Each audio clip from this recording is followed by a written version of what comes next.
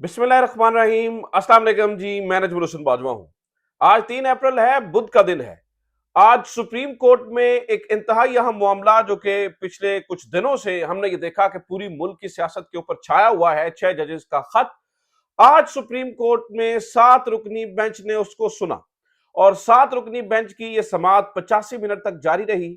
इन 85 मिनटों ने यह साबित कर दिया, यानी कि जो सुप्रीम कोर्ट ने इस खत पे करना था, आप समझे कि आज की समाअत में वो हो चुका। आज की समाअत का खुलासा यह लिया जा सकता है कि जस्टिस काजी फायज ईसा और इस्टेब्लिशमेंट दोनों को झटके पे झटके मिले हैं। और मैं आपको यह भी बता दूं कि जनाब, इस समाअत के आखिर पे जो फैसला हुआ ना, वो इस मामले को मजीद दिलचस्प बना देगा। यानी कि 85 मिनट की समाअत थी, तो जो मामला 83वें मिनट में जो फैसला हुआ ना, यानी कि समाअत खत्म होने से 2 मिनट पहले, वो समझे कि पूरे के पूरे मामले को पलट कर रख देगा। और मैं आपको यह भी बता दूं कि जनाब, जस्टिस मुनीब अख्तर को इसमें अब खुश आमदेद कहिए। आज जस्टिस काजी फायज ईसा के साथ जो जस्टिस अतर मिनल्ला ने किया है, जिस तरह से उन्हें धो धो के बाहर उन्होंने वो कहते हैं ना, धोना और उठा के बाहर फेंकना, आज जस्टिस अतर मिनल्ला ने चीफ जस्टिस काजी फायज ईसा साहब के साथ ये किया। कोशिश ये की गई थी कि पूरे मामले को हाईजैक किया जाए।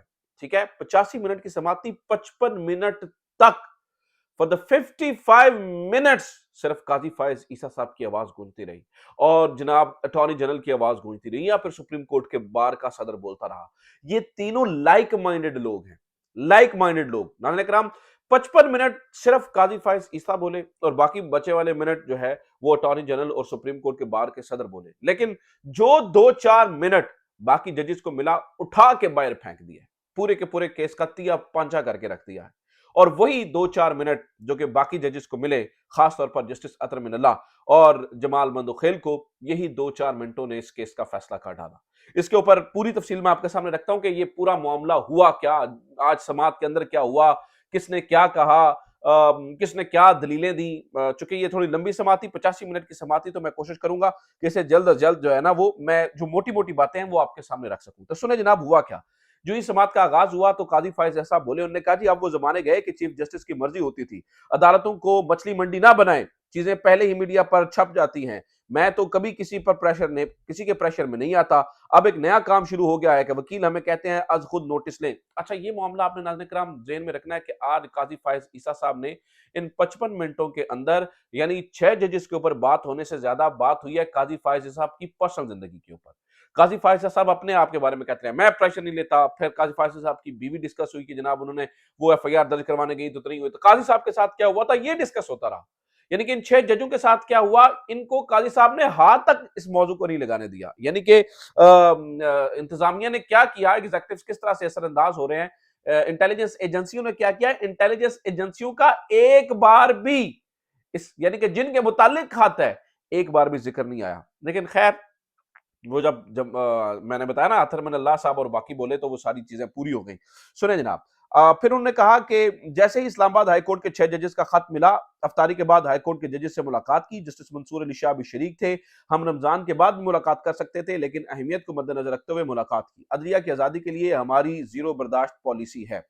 फिर उन्होंने ये भी कहा कि एक बात वाज़ेह करता चलूं कि अदलिया की आज़ादी पर कोई समझौता नहीं करेंगे। 4 साल तक सुप्रीम कोर्ट में फुल कोर्ट नहीं हुई, इस वक्त सारी बार्स और वकला कहां पर थे, वही अपना रोना डाल दिया बीच में। मेरे होते हुए 4 साल तक फुल कोर्ट नहीं हुई, फलाना नहीं हुआ, ढिमकाना नहीं हुआ, तब कहां थे वकला, तब कहां थी बार, आज आप फुल कोर्ट की बात कर रहे हैं। यानी कि काजी फायज ईसा साहब ने अपने मामले को बीच में जो है ना, वो उसे कहते हैं अपना रोना जो है ना, वो शुरू कर दिया। फिर उन्होंने कहा कि वज़ीर आज़म से मुलाकात इंतजामी नौयत की थी, फैसला इंतजामी मीटिंग्स का दर्जा दिया जाता था। वज़ीर आज़म से मुलाकात जुडिशियल नौयत की ना थी। चीफ जस्टिस काजी फायज ईसा। अब मामला ये है कि वो जो रज़ी दादा फरमा रहे थे जी, समन किया वज़ीर आज़म को, वो कहानी कितने लेके जानी है, वो कहानी किधर लेके जानी है। वो तो कह रहे हैं कि ये मामला इंतजामी नौयत का था, ये तो जुडिशियल नौयत का मामला ही नहीं था। अच्छा खैर, आगे सुनते जाइए। यानी कि अभी ये सारा कुछ पहले अटॉर्नी जनरल साहब को पूरा मौका दिया वो तकरीर करें। पहली बार हमने ये देखा कि काजी फायज़ साहब ने किसी को इंटरप्ट नहीं किया। पीटीआई का वकील बोलने आता था, सीनियर से सीनियर वकील, 1 मिनट यानी कि 60 सेकंड तक उसको बोलने की इजाजत नहीं थी। यानी कि 50वें सेकंड में काजी फायज़ साहब इंटरप्ट कर रहे थे। आज आज अटॉर्नी जनरल बोल रहे थे और काजी साहब वो किसी ऐसे बच्चे की तरह जो कि अपने किसी आइडियल को बोलता सुनता देकर चुप करके खामोश होकर महव होकर गुफ्तगू सुनता है, आज काजी फायजा साहब इस तरह से महव होकर अटॉर्नी जनरल की सियासी तकरीर सुन रहे थे, सियासी तकरीर। आज कानूनी तकरीर भी नहीं थी, सियासी तकरीर जो है वो एक सियासतदान वाली चले ये कह लेते हैं, एक सियासतदान वाली तकरीर जो है ना वो अटॉर्नी जनरल करते जा रहे थे। अच्छा जनाब, फिर सुनिए, उन्होंने कहा जी वुकला कहते हैं सो मोटो ले लो, फिर वुकला को वकालत छोड़ देनी चाहिए। मैंने 300 वुकला को वुकला के नुमाइंदे के तौर पर नहीं ले सकता, वुकला के नुमाइंदे के तौर पर बार के सदर मौजूद हैं। मैं इनसे ये पूछना चाहता हूं कि ये वो कहते हैं नहीं वो कौन है ये 300 वुकला, ये वही वुकला है जब आपके ऊपर मुश्किल वक्त था तो ये वुकला आपके साथ खड़े थे, ये मुल्क के चोटी के वुकला हैं, चोटी के वुकला हैं ये जो मुल्क के जिन्होंने जो है ना वो खत लिखा है बार के नुमाइंदे, यानी कि आप लाइक माइंडेड लोग लेकर खड़े हो जाते हैं और कौम को बुद्धू समझते हैं और फिर आप समझते हैं कि सोशल मीडिया पे तनकीद करने से आपके दिल को ठंडक पड़ जाएगी और लोग सच समझ जाएंगे। आप बनाएं अपना यूट्यूब चैनल, करवाएं सब्सक्राइब, दबाएं घंटी के बटन पर माफ कीजिएगा, हमें कोई एतराज नहीं है, लेकिन खुदा के लिए सच लोगों के सामने आने दे। अच्छा मैं ये जरा समात आपके सामने जल्दी जल्दी आपके सामने रख दूं, फिर मैंने कुछ चीजें इंपॉर्टेंट बतानी है आपको कि समात का नतीजा क्या निकला।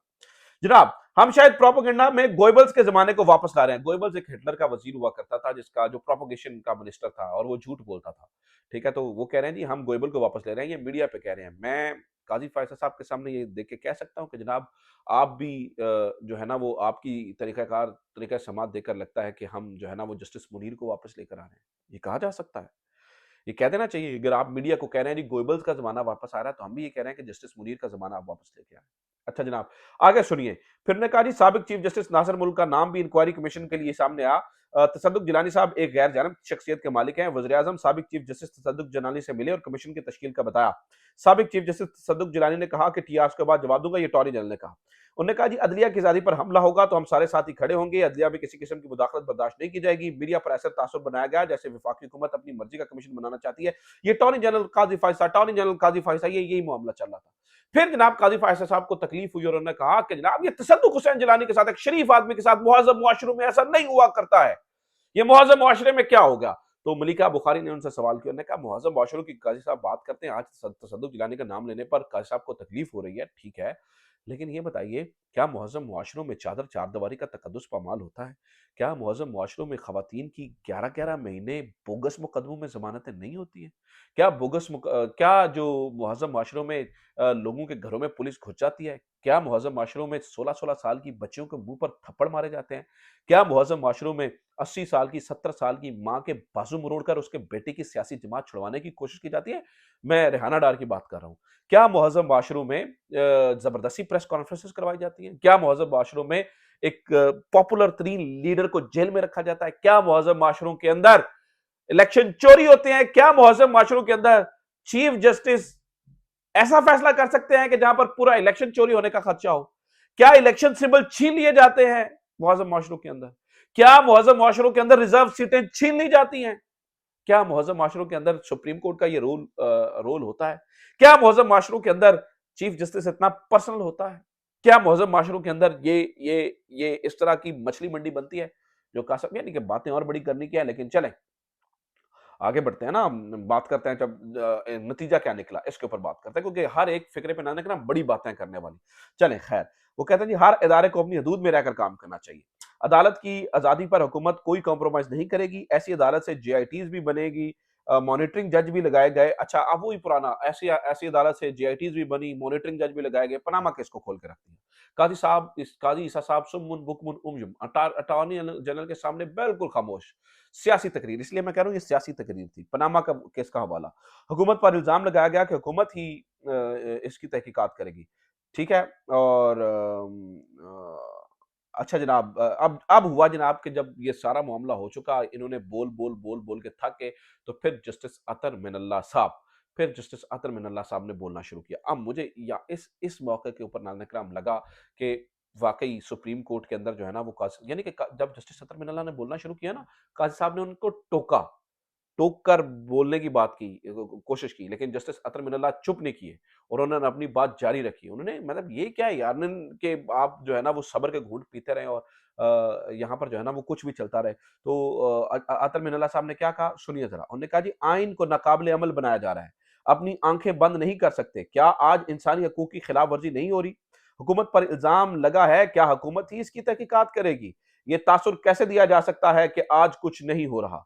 आज क्या हो रहा है?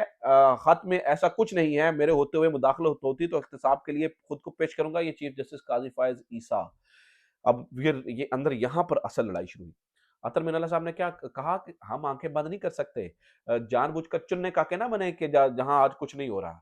और तो काजी फायज साहब ने कहा, क्या हो रहा है आजकल? आज क्या हो रहा है? मेरे होते हुए तो ऐसा कुछ नहीं हुआ। यानी नाज़रीन किराम, ये देखिए, जब अपने मामले पे बात आए तो ये कहते हैं कि जनाब वो माजी में ले जाते हैं।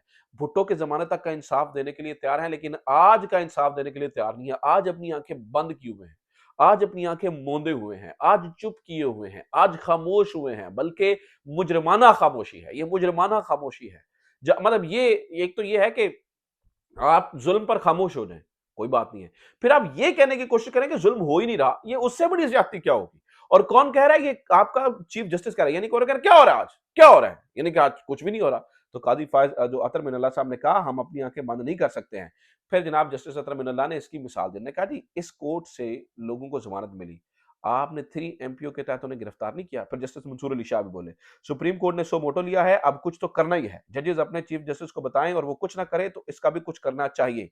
यानी कि अपने चीफ जस्टिस को बता रहे हैं, आमिर फारूक साहब को, और वो कुछ भी नहीं कर रहे इस मामले पे। नाज़रीन किराम, वो कुछ भी नहीं कर रहे, तो इसके ऊपर वो कह रहे हैं जनाब कि करना चाहिए ना, अब तो कुछ करना पड़ेगा। तो अच्छा जनाब, ये हुआ, माजी में जो भी हुआ उससे सबक सीखें, लेकिन मुस्तकबिल के लिए लाहे अमल तो बनाएं। जजिस को इस हतूत की अदलिया की आजादी के लिए सुनहरी मौका समझा जाए। जस्टिस जमाल मधुखेल भी बोले, अतर मिनल्ला साहब ना बोलना शुरू हुए, ठीक है, जमाल मधुखेल भी बोले, मंसूर अली शाह भी बोले, ठीक है। और फिर जनाब ये सारी गुफ्तगू हुई। अब ये मामला नाज़रीन किराम बड़ा कंक्लूजन की तरफ। अब ये जो 85 मिनट की समाअत के आखिरी लम्हों में जो फैसला हुआ, वो ये हुआ कि इसके ऊपर अब फुल कोर्ट बैठेगी। फुल कोर्ट में जस्टिस मुनीब अख्तर भी बैठेंगे, फुल कोर्ट में जस्टिस आयशा ए मलिक भी बैठेंगी, तो माफ कीजिएगा, फुल कोर्ट में बाकी सारे जजेस भी बैठेंगे, और ये सारे जजेस बैठकर अब फैसला करेंगे। अब फुल कोर्ट के अंदर नाज़रीन किराम दमादम मस्त कलंदर होगा। और मैं आपको बता दूं, अतर मिनल्ला साहब तो फिर भी हया करते हैं, अतर मिनल्ला साहब चुप करते हैं, लेकिन जो जस्टिस मुनीब अख्तर है ना, वो ठोक ठाक देते होते हैं। हमने उनको देख रखा है कि उससे पहले वो, और उनको इस बात का भी मुझे पता है जाती तौर पे गुस्सा होगा जो उनके कोलीग्स के साथ हुआ, जो उनके साथ जिस तरह से मतलब ये चीजें हुई, तो उनको इस बात का जाती तौर पर इस बात का एहसास होगा कि ये सारी चीजें जो है ना, उनके उनके उनके लोगों के साथ क्या करने की कोशिश की जा रही है। तो नाज़रीन किराम, उन्होंने ये फैसला हुआ कि एक तो ये है कि जो अटॉर्नी जनरल की बात से लगा, वो ये फैसला हो गया कि इसके ऊपर कोई कमीशन बनेगा, जुडिशियल कमीशन बनेगा, डायरेक्शंस होंगी, लेकिन उससे पहले ये कोर्ट के अंदर एक पूरी समाअत होगी, ठीक है। कोर्ट अब इसको खींचेगा, ठीक है। यानी कि आप समझें कि इसमें ये फैसला हो गया कि इस कोर्ट के अंदर से तो इसके ऊपर किसी को कोई डायरेक्शन नहीं आएंगे कि फलां को सजा हो जाए, ना इन जजेस को बुलाया जाएगा, और ना इस खत के ऊपर इन्होंने ये फैसला किया है कि जजेस को बुला के को कार्रवाई करें। ये आज क्लियर हो गया, ये समझे आज फैसला हो गया। जो चीज डिसाइड हुई वो ये है कि अब फुल कोर्ट बैठेगा।